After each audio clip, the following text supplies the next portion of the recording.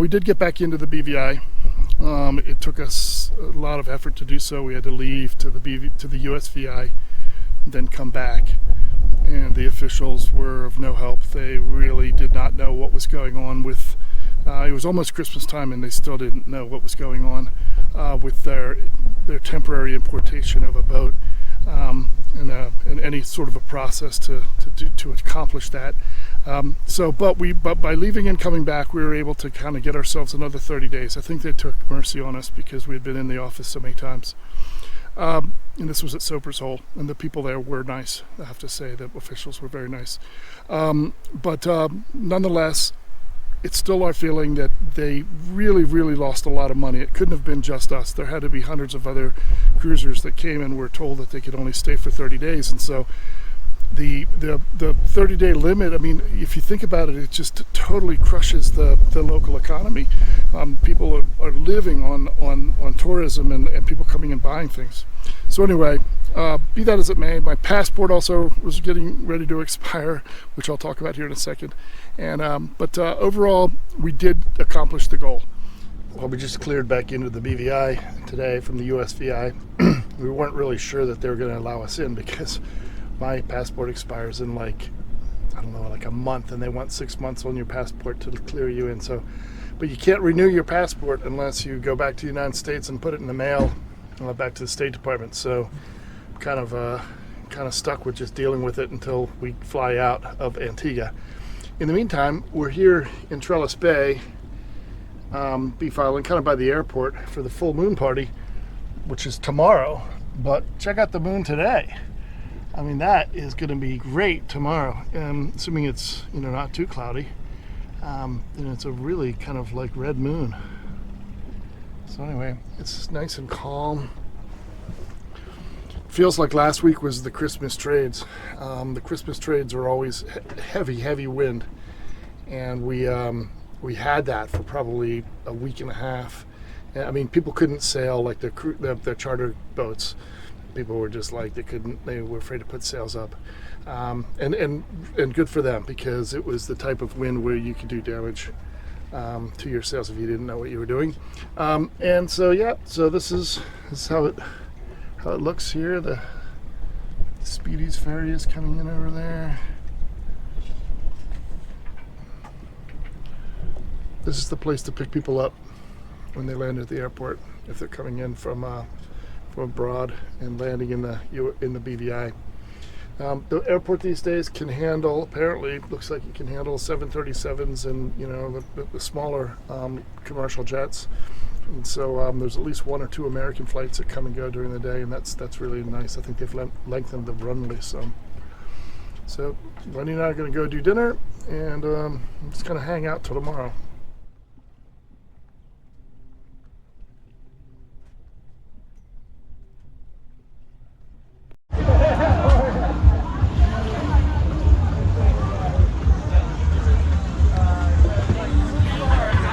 Touring life yet, Wendy?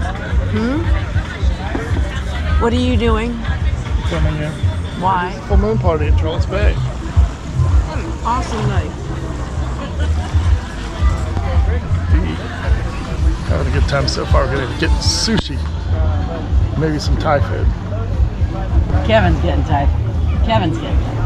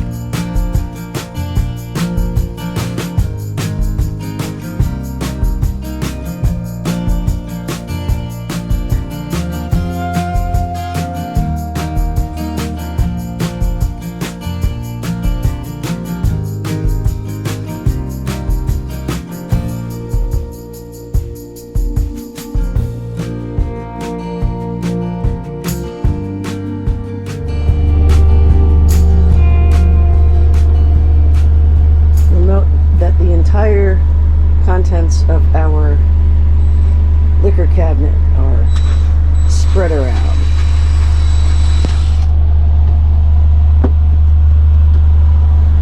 What is it that you're doing? I'm trying to get to the fuel filler cap. Which is Fuel filler assembly, which is totally somewhere not back there. invisible. It's between two pieces of fiberglass. I have no idea how we're going to get it out. It's back in there. Oh, great. Can't see up top. You know where this? We've got the chain plates there. Another simple little task. Easy. Piece of cake.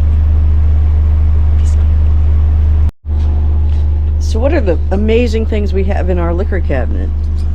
So here's a bottle of gin from Mallorca, or Minorca, Mahon gin. This stuff is awesome. It's almost completely gone. I'm saving it because we save everything. And a little, I guess it's ouzo, because, you know, everybody should have ouzo on their boat. Maybe some more ouzo. Some beat up wine.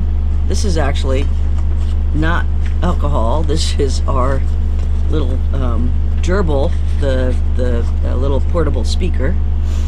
Lives in the wine cabinet. Little port, in case we're feeling like an aperitif after dinner. And then hidden in here is, oh, some Cruzan rum. Yeah. Good mix. Thought we had some Rocky, but I'm not seeing it. Oh well. We're at Foxy's for New Year's and just got here. Check out the crowd, get a couple drinks. Yep. Away we go.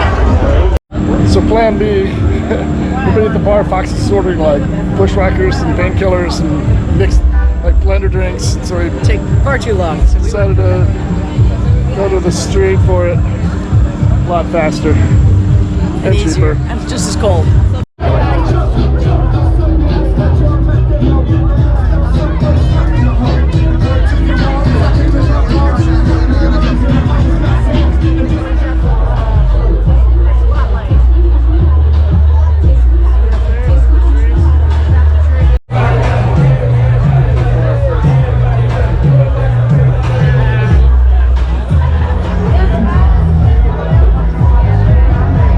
First painkiller of 2024. Happy New Year. Happy New Year's. Oh, what a great time. Foxy's, it's a crazy experience. Gotta do it.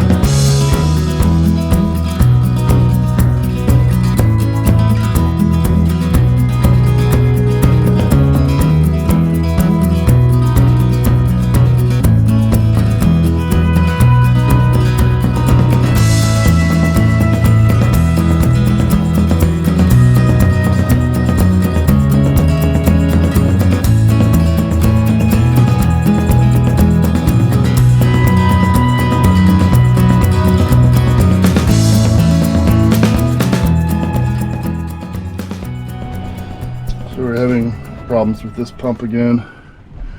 Another pump. This is a brand new one. I bought this here, and it's already this is all dust here. And my suspicion is that this is coming out,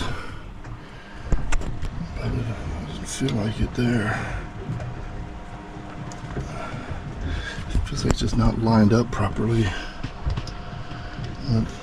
If that's not coming out, that would be wonderful. I'm gonna, because that makes it just an adjustment, and I think I'll maybe change out that belt. It's an easy enough change.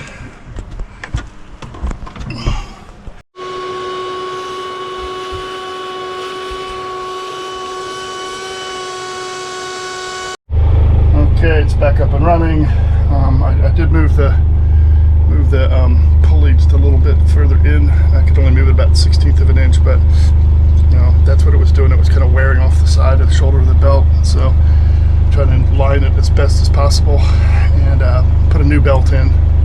But it's my last new belt, so I've got to buy a bunch of those over the off season. And yeah, we're back in the game. I also retensioned the engine belts just to make sure that we were good with those as well. Put a little bit more on the 24 volt alternator, which gets worked pretty hard because it's a high output alternator, and it puts a lot of resistance into the engine. Anyway, I'm sweaty and tired. I'm gonna go over to Spanish Town and anchor out.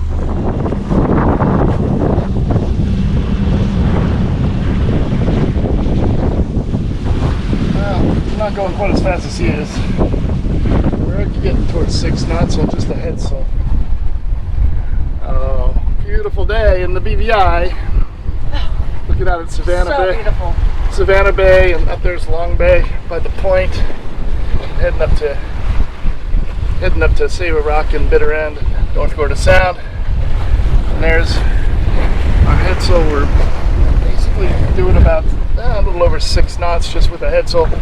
We're not using the main because the upper swivel's still kind of wonky. I'm going to bring that back to the States and have it rebuilt. I think the Torlon bearings may have gotten chipped. It's a little rough. And the sail doesn't like to come in and out because of it. So, not really that big of a deal. It's just a maintenance issue. There's a bigger maintenance issue right there. I need a lot of maintenance. High maintenance. Yeah.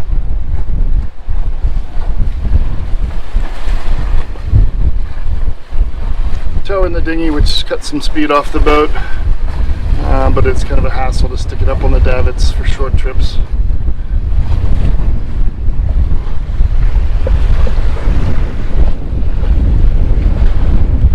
Kevin's always going on about high maintenance, but the only high maintenance item on this boat is right there. I don't know about that. I am low maintenance. He's the worst kind of high maintenance. He's the high maintenance who thinks he's low maintenance.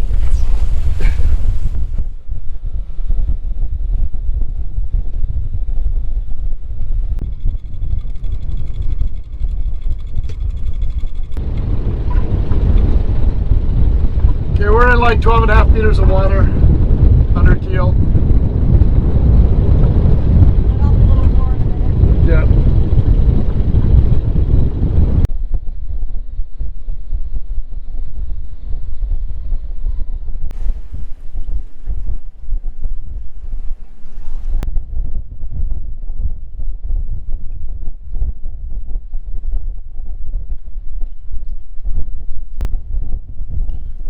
Here's Bitter End Yacht Club with a couple of smaller super yachts on the dock. They generally med more and back in, so they anchor out and back into the dock and tie off stern too. Over here we have Loon. Loon does a lot of video. They have a YouTube sailing channel, and I think they allow the crew to videotape the operations of the boat. A lot of super yachts do not allow that. Everything is hush hush. But that's what they do. So moving on. Over there, that's a cruise ship, a very small cruise ship, and apparently there's 2 of them. And you can kind of tell at a glance that it is because of the number of rooms. It's different from a super yacht, in a normal super yacht, in that the super yachts have a much more open floor plan. And the whole thing usually revolves around one person or a couple and their guests. And there's a lot more open space, and that leads to a different look for the boat. And over here we've got a cruise ship in the background and a fairly large super yacht, very large super yacht in the foreground. And Laverick Bay, all the way down at the bottom of North Florida Sound. Just a wonderful location. This in my view is the best that the BVI has to offer. I should have mentioned it before. Sabre Rock Resort up here in the channel. Sabre Rock is just something else. It's got the most amazing architecture, the most amazing construction. I've never found anything else like it in the islands. Their the restaurant is top notch, incredible food, and they've got a happy hour from 5 to 6 where you can get beers for $4, buckets of beers. It's unheard of, and you really owe it to yourself to spend an evening here, have dinner, do happy hour, the whole thing, and you won't be sorry you did.